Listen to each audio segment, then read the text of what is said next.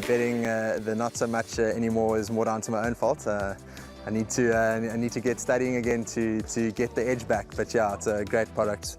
I love the exchange. It's really, in my opinion, one of the better bookmakers, if not the best bookmaker out there.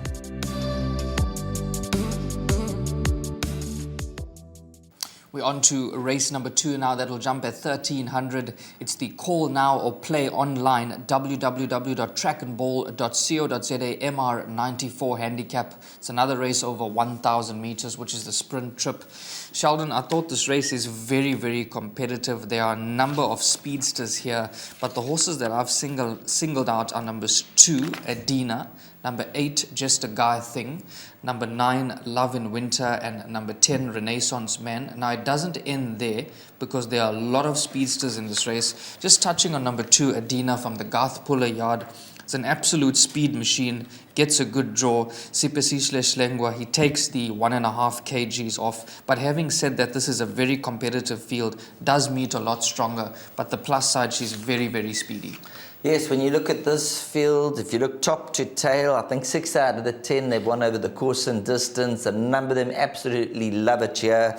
And when you look at the betting, it's around about 11 to 2 the field. So that tells another tale.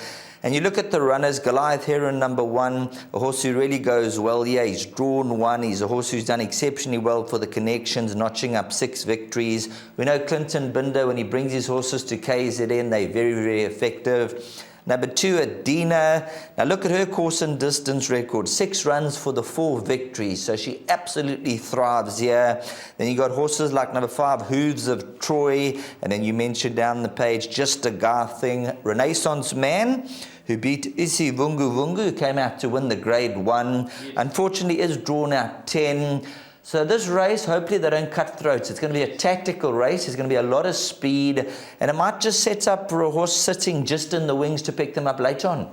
Yeah, that could be exactly what could happen in this race, because there's so many horses with speed. It's very hard to judge exactly what's going to happen. I mean, a horse like number 4, Faustino, is also very, very fast, as well as number 10, Renaissance Man. You touched on that with Rachel aboard.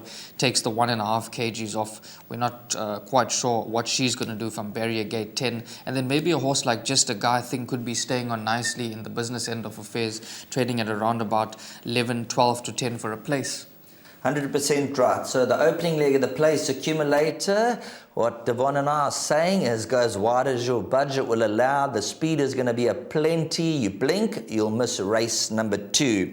And then just number 7, Here Comes the Rain, also from the Corey Lensley stable.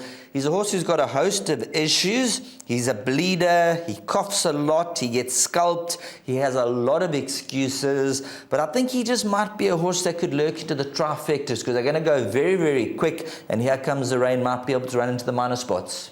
Yeah, if he just sits back and doesn't do too much, and it ends up last man standing, he couldn't finish the money. There we go. So Devon and I, we're saying throw a net over your selections here, and hopefully you catch something in race number 2.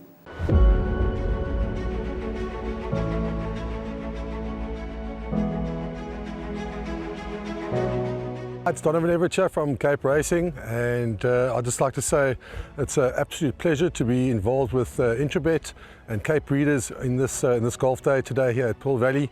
It's fantastic for the industry to see all the relevant stakeholders coming down and having a good time and networking, and it's exactly what the industry needs right now in terms of moving forward and recreating some positivity to take us forward into the next year.